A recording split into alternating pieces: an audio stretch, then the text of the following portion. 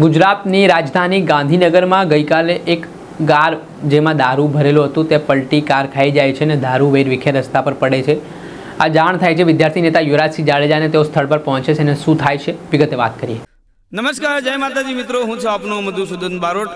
મિત્રો, આપને જણાવવાનું કે આજે એક નવો સ્ટુડિયો ઓપનિંગ કર્યો છે જેનું નામ છે ઓમ રેકોર્ડિંગ સ્ટુડિયો, જેના આપણા હોનર છે સમીરભાઈ શાહ। જે સ્થળ છે અમદાવાદ પાલડી। તો મિત્રો, ગુજરાતથી બહાર અને ઓલ ઇન્ડિયાથી તમે ક્યાંય પણથી જો સારા ગીતો હોય, કોઈ પણ પ્રકારનું ગીત હોય, તમારે જો ગાવું હોય તો ઓમ રેકોર્ડિંગ સ્ટુડિયોનો જરૂરી મુલાકાત લેજો। અહીંયા બહુ સારું મ્યુઝિક અને બહુ સારા પ્રકારના ગીતો મળી રહેશે, જેમાં નામી અનામી તમામ પ્રકારના કલાકારો અહીંયા રેકોર્ડિંગ માટે આવે છે અને આવશે। તો જલ્દીથી જેટલું બને એટલું આ ઓમ રેકોર્ડિંગ સ્ટુડિયોનો કોન્ટેક્ટ કરો, પાલડી। દર્શક મિત્રો, સ્કાયનેટ મીડિયામાં આપનું સ્વાગત છે। ગુજરાતમાં સ્થાનિક સ્વરાજ્યની ચૂંટણીનો માહોલ છે।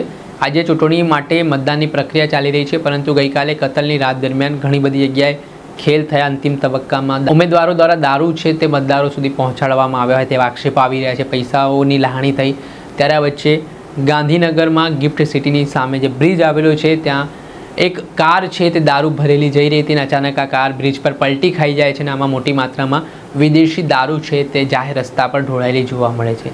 આ ઘટનાની જાણ થાય છે વિદ્યાર્થી નેતા યુવરાજસિંહ જાડેજાને। ત્યાં તેઓ પહોંચે છે અને ત્યારબાદ તેઓ ગંભીર આક્ષેપો કરવાની શરૂઆત કરે છે, દારૂબંધી સામે સવાલ ઉઠાવે છે, સાથે જ પોલીસને લઈને તેઓ શું કહી રહ્યા છે તે સાંભળો। નમસ્કાર, જય હિન્દ, જય ભારત। હું યુવરાજસિંહ જાડેજા। મિત્રો, અત્યારે અમે ઊભા છીએ મોટા ચિલોડાથી નાના ચિલોડા તરફ જવાવાળા રસ્તામાં, અને ખાસ કરીને આપણા ગુજરાતની જે પાટનગર છે એક ગાંધીનગરમાં તમે સામે જોઈ શકો છો, સામે ગિફ્ટ સિટી છે અને આ ગિફ્ટ સિટીની સામે અત્યારે આ ગાડી પલટી ખાઈ ગઈ છે અને અહીંયા આ જે છે એ દારૂની રેલમ છેલ ચાલી રહી છે। આ ગાડી પલટી ખાઈ એટલા માટે આ દારૂ ઉગાડવો પડ્યો છે। આ વાસ્તવિકતા છતી થઈ છે। બાકી કેટલાય સમયથી આ તમે જોવો છો અહીંયા પેનલ લગાવવામાં આવી છે, એટલે વર્ષોથી કદાચ આ ગાડી છે એ દારૂમાં જ ચાલતી હશે એવું સમજી શકાય છે। બીજી વાત કે આ બધી જ જે દારૂની બોટલ છે ને એ વિદેશી દારૂ છે। હવે બહારના રાજ્યમાંથી આ ગુજરાતમાં પહોંચ્યું છે તો શું બોર્ડર ઉપર એને ચેક કરવા મને એવું હોય?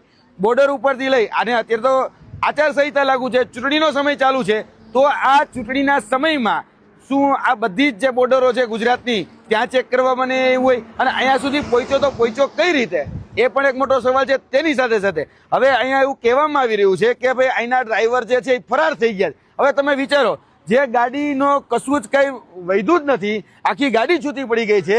હવે એમાં ડ્રાઈવર ક્યાંય નો એવું બને? હવે ડ્રાઈવર ક્યાં છે તો કે હોસ્પિટલમાં નથી, અને હવે એવું કહેવામાં આવ્યું છે કે અહીંથી નાસી છૂટ્યો છે, ભાગી ગયો છે। હવે કઈ રીતે ભાગી ગયો એ તો મારો રામ જાણે। વાત બીજી કે આ જે દારૂ અહીંયા સુધી પહોંચ્યો અને એમાં કદાચ અમને એવું લાગે છે કોઈ છત્રછાયા હશે। તેની સાથે સાથે આવતીકાલે મતદાન છે, સ્થાનિક સ્વરાજની ચૂંટણીનું જ્યારે મતદાન છે ત્યારે આ સ્થાનિક સ્વરાજની મતદાનમાં ક્યાંક ને ક્યાંક આ દારૂનો ઉપયોગ કરી અને મત મેળવવાના વર્તમાન જે સત્તા પક્ષ હોય એનો કંઈક આવા દાવો એવું સ્પષ્ટપણે લાગી રહ્યું છે। કેમ? કારણ કે આ સત્તા પક્ષની રહેમરા નીચે જ આ બધું ચાલી શકે, બાકી કોઈ વિપક્ષનો કે અપક્ષનો વ્યક્તિ કરે તો સતત ચતું થઈ જાય। આ અત્યારે આખા ગુજરાતમાં બે ફામ અને બે લગામ એ બ્લેક કાચવાળી ગાડીઓ ફરે છે।